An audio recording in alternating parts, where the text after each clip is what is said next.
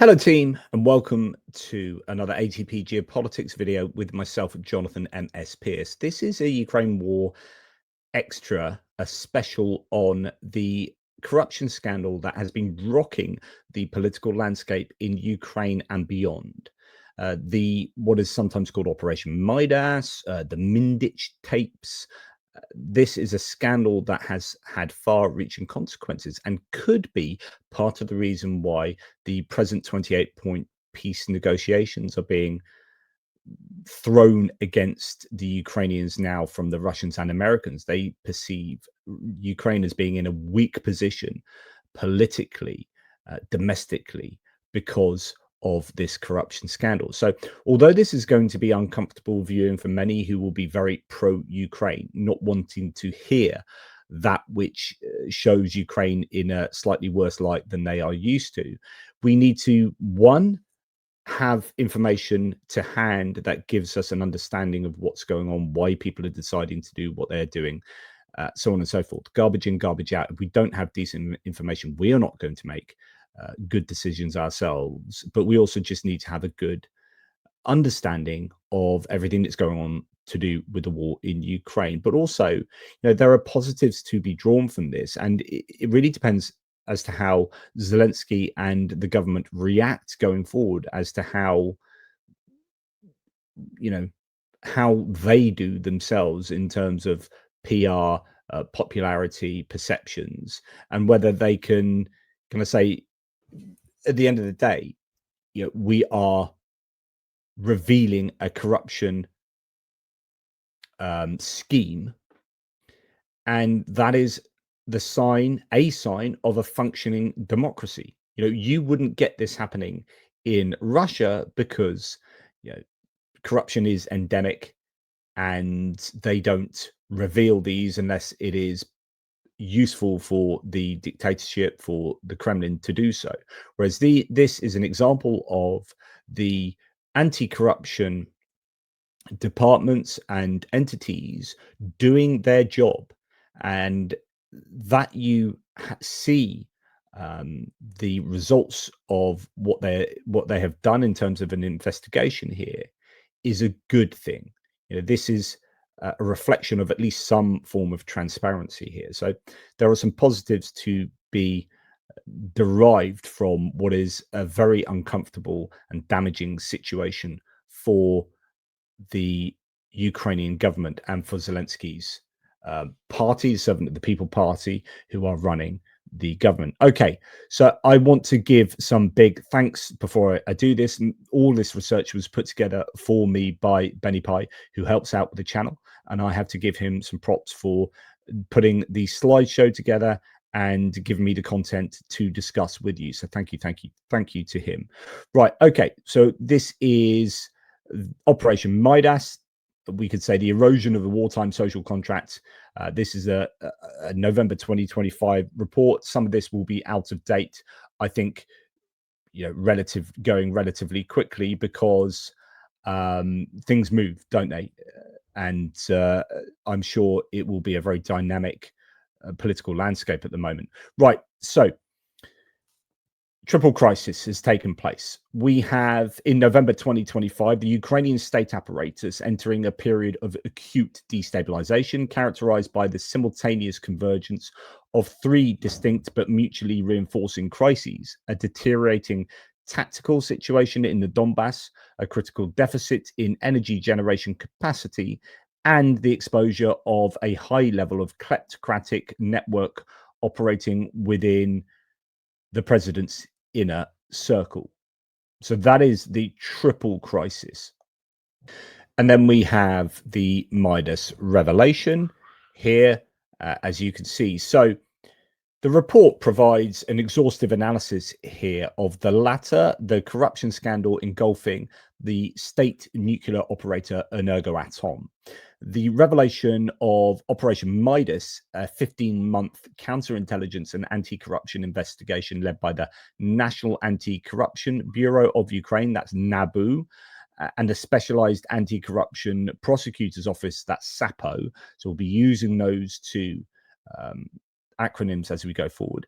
That has fundamentally altered the internal political landscape of Kiev. The scandal details the systematic embezzlement of approximately $100 million from state funds intended for the maintenance and fortification of nuclear energy infrastructure. So that's $100 million you can imagine could be spent on any number of things. Well, predominantly the energy infrastructure in Ukraine, but you could say that's been extracted from state coffers, and really that could be spent. $100 million could be spent on what?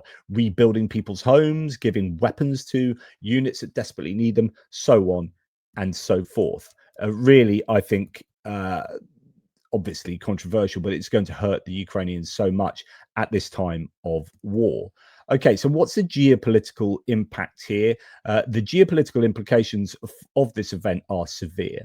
So occurring against the backdrop of renewed Russian missile offensives that have crippled 50% of Ukraine's thermal generation capacity, the scandal provides empirical validation for Russian information warfare narratives, positing Ukraine as a failed state. Furthermore, it threatens to sever the lifeline of Western financial assistance at a moment when the European Union and the United States are grappling with donor fatigue. The immediate dismissal of Justice Minister Herman Halushchenko and Energy Minister Svitlana Grynchuk represents a tactical attempt to cauterize the political wound. So, of course, when you have European states giving aid in vast quantities to, or any state, doesn't have to be European, any state giving vast quantities of aid to Ukraine, and they see that there's been $100 million of embezzled funds within the energy context, then that is going to put some dampeners on things, isn't it? It's going to stop allies being so willing to provide aid to Ukraine if there is no definite promise or there are no checks and balances to stop this money going to nefarious places. Now, of course, the checks and balances are NABU and SEPA, and they have done their job here, but this has happened, and this will really put a dampener, as I say, on allied nations giving aid to Ukraine so freely and willingly. Okay, so the anatomy here of, in this case, the target Energoatom. So Energoatom operates Ukraine's 4 nuclear power plants, Zaporizhia, Rivne, Khmelnytsky, and South Ukraine, which provide over 50% of the nation's electricity. And since the loss of thermal power plants to Russia's bombardment in 2024, and particularly now in 2025, they've lost their entire gas production, down to 0% is incredible. So since that's been happening, Energoatom has become the singular guarantor of the country's energy survival. So it's even more important than ever it has been. Consequently, it became the recipient of massive inflows of state budget allocations and international donor aid intended for passive defense, the construction of concrete shelters, anti-drone nets, and fortifications of transformers. So, in other words, there's a lot of money going into Energoatom to defend against potential strikes from drones and missiles. So there is vulnerability. So this is the second kind of area of the anatomy of Energoatom. The vulnerability of this sector lay in the secrecy afforded by martial law. Procurement contracts for critical infrastructure defense were removed from the public Prozoro transparency system to prevent Russian intelligence from identifying strategic upgrades. The conspirators exploited this opacity to establish a monopoly on access. So it's obviously they're going to be opportunistic here, the conspirators. They recognized that because Ukraine needed to be quite secretive in what was going on with regard to the energy sector to protect it against Russian interference and Russian spies and subterfuge, that opacity, that lack of clarity and transparency there with regard to what was going on in the energy sector. It provided a very good blanket for these guys to operate under. Then we have the cycle. So the investigation, codenamed Operation Midas, utilized over 1,000 hours of wiretaps to map the extortion cycle. I mean, absolutely incredible amount of work that has gone into this. The mechanism functioned as follows. So firstly, you've got gatekeeping. This involves private contractors seeking to supply equipment. They were required to negotiate not with the official procurement officers, but with informal representatives of the, quote, back office. And this back office is going to be a recurring idea. The tribute, a non-negotiable tribute, which is a kickback of 10 to 15% of the total contract value, was demanded. This margin was often artificially added to the contract price, inflating the cost to the state budget. So the state budget, this costs more, that the state has to spend 10 to 15% more on any given contract, but actually that 10 to 15% is the kickback that goes into the pockets of the conspirators. And then we have the enforcement, which is the Midas tapes, revealing a system of ruthless administrative coercion. Contractors who refused to pay or attempted to negotiate lower rates faced immediate repercussions. The conspirators, leveraging their control over the Ministry of Energy, would block payments from the state treasury for work already completed, remove companies from the approved supplier lists, or initiate spurious internal audits to bankrupt the dissenters. So you get this idea that actually the conspirators were pretty brazen in terms of getting their kickbacks and then, threatening if they didn't receive them. Then we have the back office to talk about. So as mentioned, the back office, the illicit funds were not transferred directly to conspirators' accounts. Instead, they were funneled through a sophisticated money laundering infrastructure, a back office in Kyiv. Now, there is counterintelligence going on here, the Derkach connection. Perhaps the most alarming aspect of the Midas mechanism for Western partners is the specific lineage of the money laundering network. So that network that goes through the back office. NABU investigators identified that the financial back office used to process the kickbacks was historically connected to the family of Andriy Derkach. So he is a former Ukrainian member of parliament who was sanctioned by the US in 2020, so before this iteration of the war began, for being a, quote, active Russian agent, influencing the US elections. He has since defected to the Russian Federation, where he currently serves as a senator in the Federation Council. So there's connections to Russia as well, which is quite staggering. And I think this has, raised many an eyebrow. So then there are these espionage risks associated. The utilization of the Derkach-linked financial channels suggests two critical vulnerabilities: financial espionage.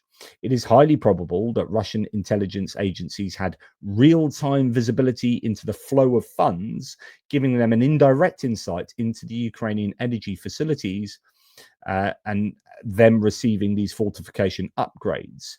So while there's been this opacity here, the kind of secrecy within the energy department, so that the Russians can't access this knowledge,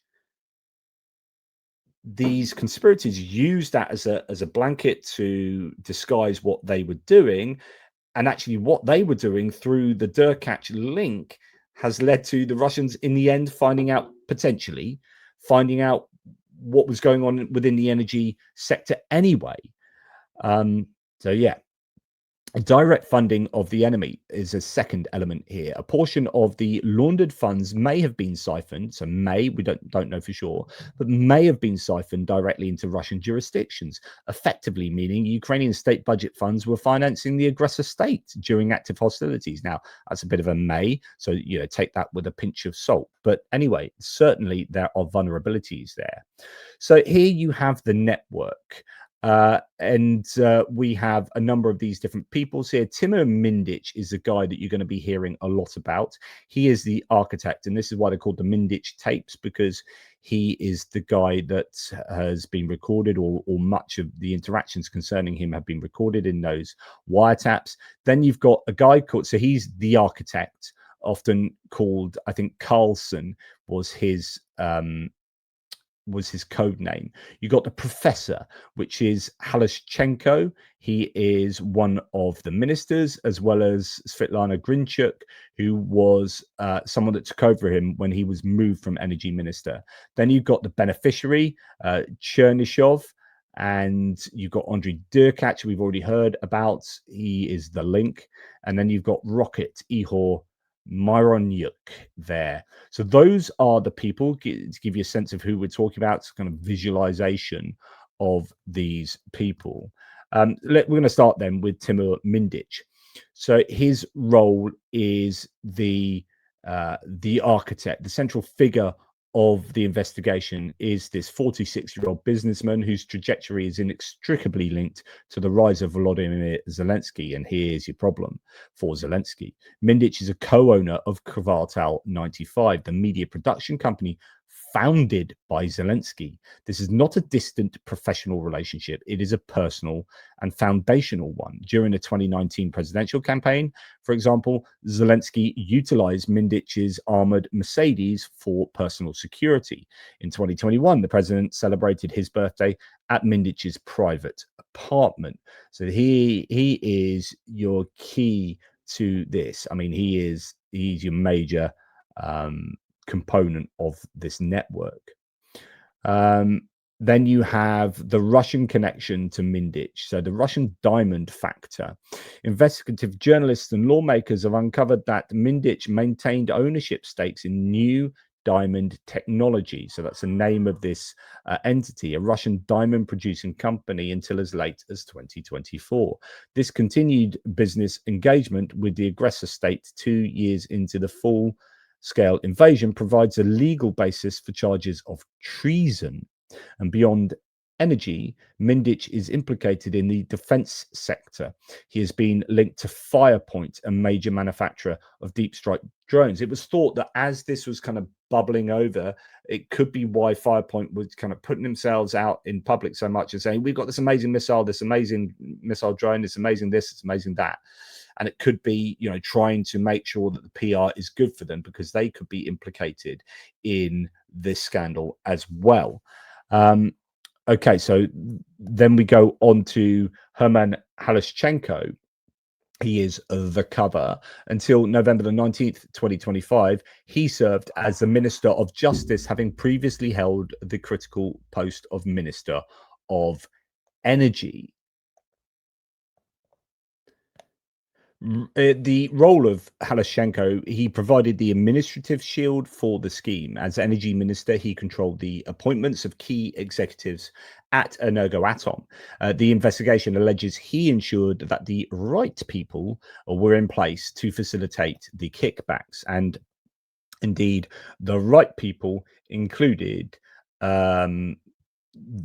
Svitlana Grynchuk, who we will come to in a second. Now, the wiretaps feature conversations where conspirators discuss the distribution of illicit proceeds. In one recording, for example, suspect Ihor Myronyuk states, quote, "We will divide it by 3, you, me, and Professor." Investigators have identified Professor as Halashchenko. His transition to the Ministry of Justice in July 2025 was viewed by civil society as an attempt to insulate himself from prosecution. And then we have Svitlana Grynchuk, the executor. So she served as the Minister for Energy following Halashchenko's transfer.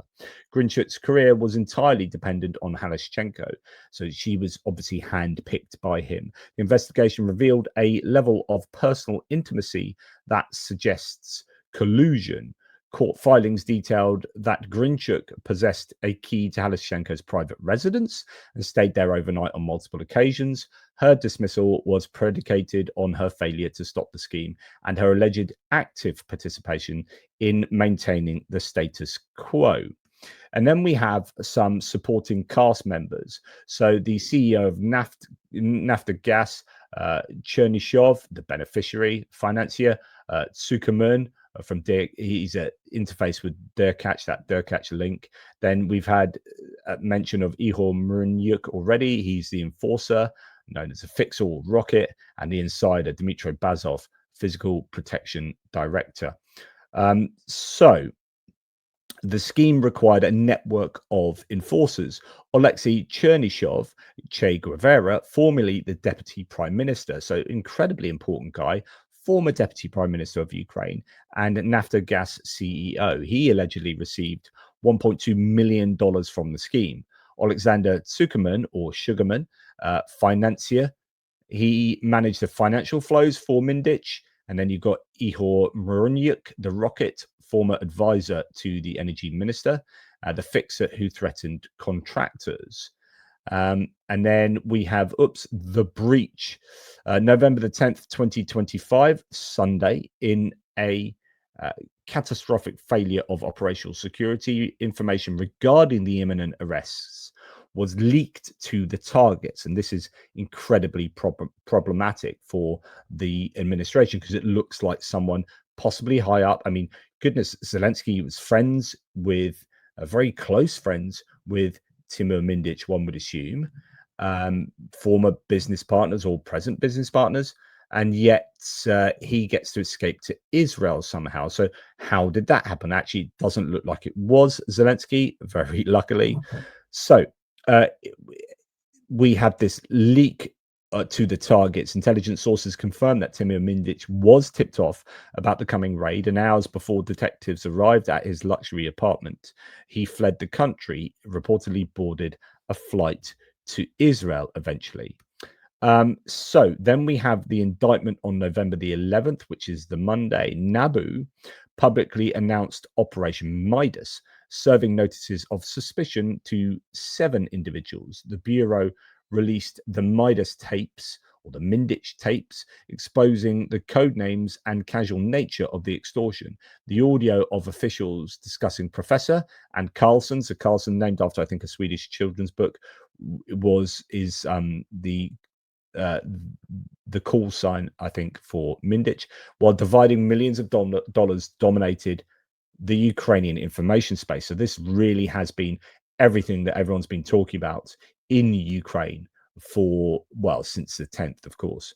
Now, here we then come on to the collapse. So November the 12th, the Tuesday, facing an explosion of public anger, President Zelensky released a video address declaring a loss of trust. There were resignations. Herman Halushchenko and Svitlana Grynchuk submitted their letters of resignation. I think the writing was firmly on the wall. The cabinet initially attempted to suspend Halushchenko, a half measure that was immediately rejected by civil society. Then we have the ratification from November the 14th to 17th. The Parliamentary Committee here on Energy and Utilities voted 21-0 to support the dismissal of Svitlana Grynchuk. This unanimous vote signaled that the Servant of the People Party monobloc had withdrawn its protection. November the 17th saw Prime Minister Yulia Sviridenko announce the commencement of a comprehensive audit of Energoatom to placate international donors. And of course, that's super important there. This is obviously going to rock the Servant of the People Party, and you're going to see now, or we are seeing, other opposition parties who are pro-Ukraine, not as in and pro-Russian opposition parties, but pro-Ukraine opposition parties say, look, this is not acceptable. These people were members of the government. You need to either sack the whole government, or we need a unity government involving people from outside the Servant of the People Party. We'll come to that a little later.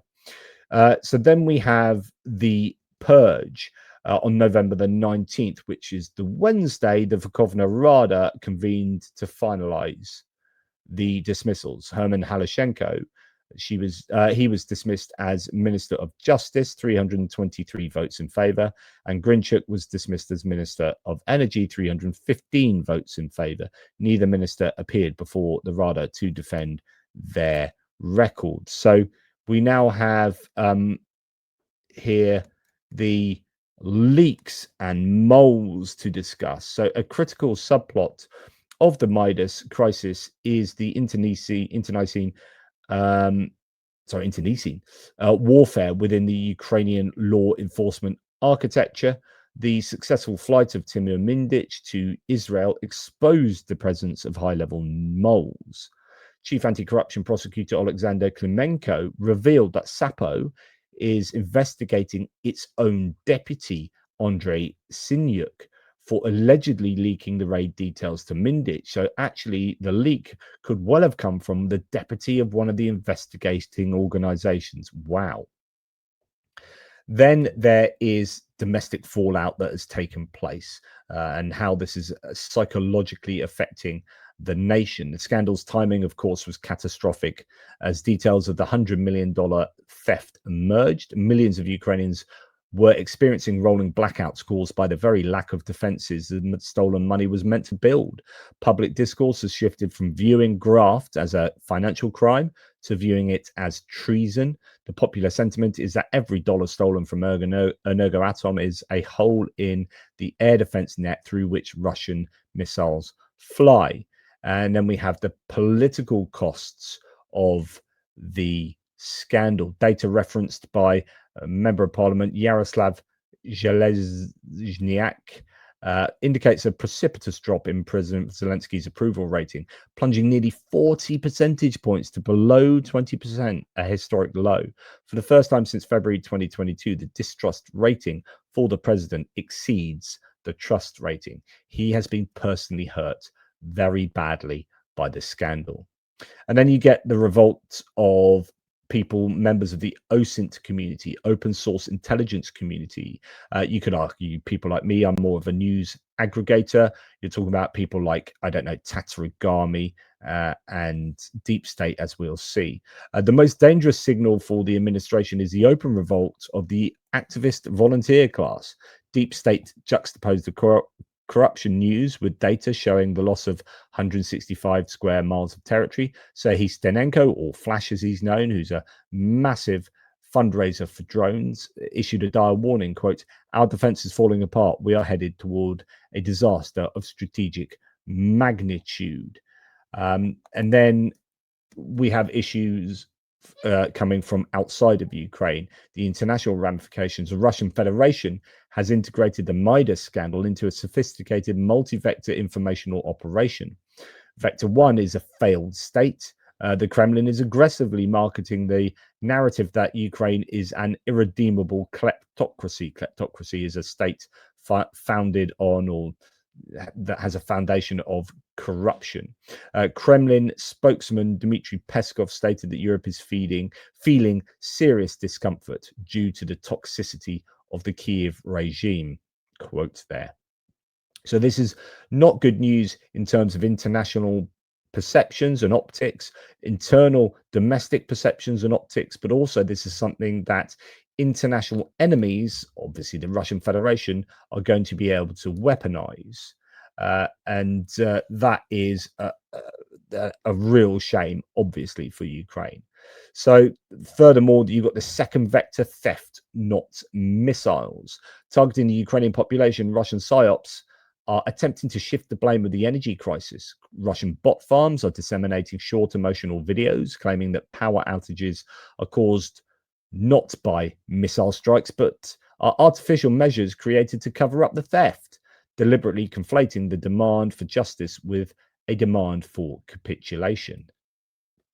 And then we have the United States. The scandal has resonated within the US political sphere, particularly among the America First faction. Figures such as J.D. Vance have previously cited corruption as a primary reason to curtail aid. The Midas scandal serves as empirical proof for their arguments. The State Department has attempted to thread a needle, framing the arrests as proof that Ukraine's anti-corruption institutions are indeed working. And then we can move to Europe, where, for example, German Chancellor Friedrich Merz has engaged directly with President Zelensky, emphasizing that the flow of EU funds is now strictly conditional on full transparency. Polish Prime Minister Donald Tusk, a staunch ally, has warned that such scandals complicate efforts to build international consensus. highlighting that even Ukraine's closest friends are finding it difficult to defend Kyiv's governance record to their own voters. So we have a few different scenarios, which broadly speaking, I mean, I'll go into a little bit of detail as to what those proposed scenarios could be. And of course, this is just, these are just three options that might come about. There are going to be all sorts of different variations of these. The first one is scenario A, the kind of clean hands, the optimistic scenario. Has a low probability, though, low to moderate probability. So in this scenario, the government allows Nabu and Sapo full autonomy. Mindich is extradited from Israel, a complex legal battle.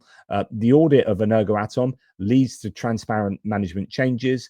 Western partners accept the self-cleaning narrative and maintain aid levels, albeit with strict oversight.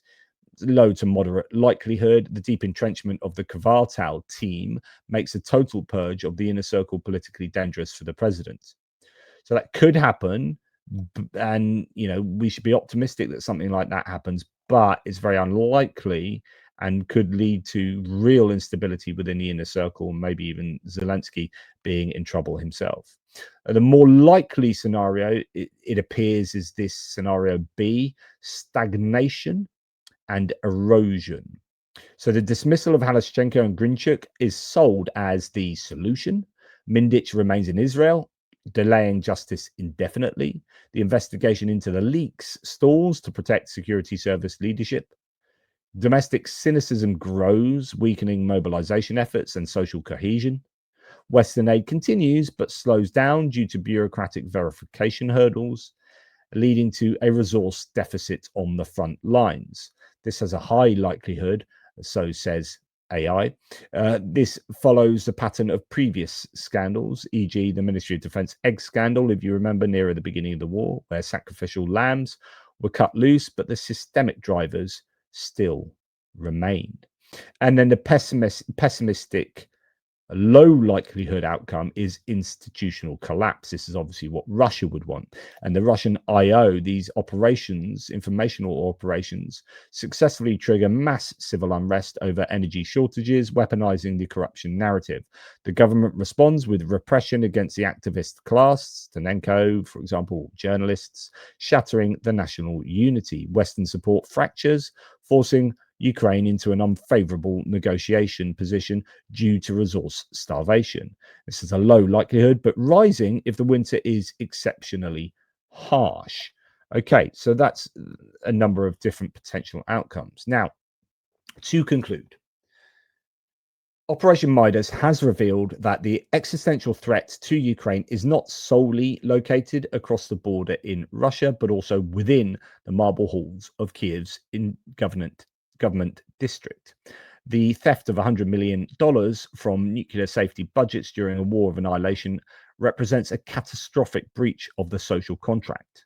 The survival of the Ukrainian state may depend as much on the handcuffs of a Nabu detective as on the artillery of a frontline soldier. And what I'm going to do now, actually, is read to you the speech that Zelensky has just made after he had a phone call with JD Vance and after the full details of the 28-point peace plan have become revealed. Zelensky gave an impassioned speech that talks to this scandal as much as it talks to how horrific that 28-point plan is. Now, I read this out earlier on a live stream with Jonathan Fink, and I'm just going to append the speech onto the end of this video. So for now, for the purposes of this explainer, I'll finish by saying that it's all about what happens next. Zelensky will need to draw a line under this. How does he do that most effectively? Do you see anyone else get cut out from the government, such as his right-hand man, Andriy Yermak? Will that be enough to satiate the general public? What goes on with regard to Timur Mindich, who is out in Israel, so on and so forth. There are lots of unanswered questions and options for the Zelensky government and for Zelensky himself to entertain. But this is incredibly badly timed. I mean, it's good that we've got a revelation here that this has come to light. It means that, as I said earlier, these entities are working. Excellent. Nabu and Sapo are doing their job. But my goodness, Russia and indeed the United States and those who are less supportive of Ukraine in the United States government are going to be using this as an opportunity to stick the dagger in to Zelensky and to Ukraine. So Zelensky then comes back with this speech, which is impassioned. I think it's on point, but he certainly talks in a number of places very directly to the corruption scandal. And you can have some people, I think you can imagine, in fact, we know that some people have reacted in Ukraine angrily to this, but you're always trying to work out whether the people commenting on these threads are Russian bots and trolls or whether they are genuinely Ukrainian. But it seems like there is some anger that he's calling for this unity, potentially to kind of paper over the corruption scandal, that actually something really significant needs to happen. And you can't just say, we need to get together and pull behind me. You need to pull behind me now because we're at this dilemma point where the Americans have got us over a barrel. Actually, no, something definitely still needs to be done very robustly with regard to the corruption scandal. So, you know, that you'll get a range of responses to the speech that you're just about to hear. But anyway, over to the speech. Right, so Ukrainians, in the life of every nation, there is a moment when everyone needs to talk honestly, calmly, without speculation, rumors, or gossip, without anything superfluous, just as it is, just as I always try to speak with you. Currently, this is one of the hardest moments in our history. The pressure on Ukraine is now one of the heaviest. Ukraine may now face a very difficult choice, either the loss of dignity or the risk of losing a key partner, or complex 28 points, or an extremely difficult winter, the hardest, and subsequent risks. Life without freedom, without dignity, without justice, and for us to believe the one who has already attacked twice. They will expect an answer from us, though in reality, I already gave it on the 20th of May 2019 when swearing allegiance to Ukraine. I specifically said, I, Volodymyr Zelensky, elected by the will of the people as president of Ukraine, pledged to defend the sovereignty and independence of Ukraine with all my deeds, to protect the rights and freedoms of citizens, to adhere to the constitution and the laws of Ukraine, to fulfill my duties in the interests of all compatriots, and to raise the authority of Ukraine in the world. For me, this is not a protocol formality for a tick box. This is an oath. And every day, with every word, I keep my loyalty. I will never betray it. The national Ukrainian interest must be taken into account. We are not making loud statements. We will work calmly with America and all partners. There will be a constructive search for solutions with our main partner. I will provide arguments. I will persuade, propose alternatives. But specifically, we will not give the enemy reasons to say that it is Ukraine that does not want peace, that it is she who is disrupting the process, and that Ukraine is not ready for diplomacy. That will not happen. Ukraine will work quickly today, on Saturday and Sunday, all next week, and as much as necessary in a 24/7 regime. I will fight to ensure that among all the points of the plan, at least two are not omitted. These are dignity and the freedom of Ukrainians, because everything else is based precisely on this: our sovereignty, our independence, our land, our people, and the Ukrainian future. We will and must do everything so that the result is the end of the war and not the end of Ukraine, the end of Europe and global peace. I spoke just now with Europeans. We are counting on European friends who clearly understand that Russia is not somewhere far away, that it is right next to the EU borders, that Ukraine is now the only shield separating comfortable European life from Putin's plans. We remember Europe was with us. We believe Europe will be with us. Ukraine must not see deja vu of the 24th of February, when there was a feeling that we were alone, when no one could stop Russia, except for our heroic people, who became a wall against Putin's army. And undoubtedly, it was very pleasing for us when the world said, Ukrainians, they are incredible. God, what people they are, how they fight, how Ukrainians struggle, what titans they are. And this is true, absolutely. But both Europe and the whole world must understand another truth, that Ukrainians are, first and foremost, people. We have been holding back one of the largest armies in the world for almost 4 years and a full-scale invasion, and we hold the front line with several thousand kilometers, and our people endure shelling, missile attacks, ballistic strikes, and Shahed strikes every night. And our people lose someone from their loved ones every day. And our people very, very much want this war to end. We are, of course, made of steel, but any metal, even the strongest, may not withstand. Do not forget about this. Be with Ukraine, be with our people, and therefore be with dignity and freedom. Dear Ukrainians, he finishes, dear Ukrainians, recall that first day of the war. Most of us made a choice in favor of Ukraine. Recall our feelings then. How was it? It was dark, loud, difficult, painful. For many, it was scary, but the enemy did not see our backs fleeing. He saw our eyes, full of readiness to fight for our own. This is dignity. This is freedom. And this is actually the scariest thing that can be for Russia, to see the unity of Ukrainians. Back then, our unity was directed at protecting our home from the enemy. And now unity is also needed for us like never before, so that there is a dignified peace in our home. I appeal now to all Ukrainians, our people, citizens, politicians, everyone. We need to gather ourselves, come to our senses, stop the quarreling, stop the political games. The state must work. The parliament of the warring country must work unitedly. The government of a warring country must work effectively. And all of us together must not forget and not confuse who exactly is Ukraine's enemy today. I remember how on the first day of the war, various walkers passed me, various plans, points, ultimatums were made regarding the end of the war. They said, either this or no way. Either you sign this or you'll simply be liquidated. And instead of you, an acting president of Ukraine will sign it. How that ended is known. Many of those walkers became part of the exchange fund and were sent together with their proposals and points home to their native harbor. I did not betray Ukraine then. I certainly felt behind my shoulders the support of everyone, each of you, every Ukrainian man and woman, every soldier, every volunteer, every medic, diplomat, journalist, of all our people. We did not betray Ukraine then. We will not do it now. And I know for sure that at this truly one of the hardest moments of our history, I am not alone. With me are our people, society, warriors, partners, allies, all our people, dignified, free, united. Happy day of dignity and freedom. Glory to Ukraine.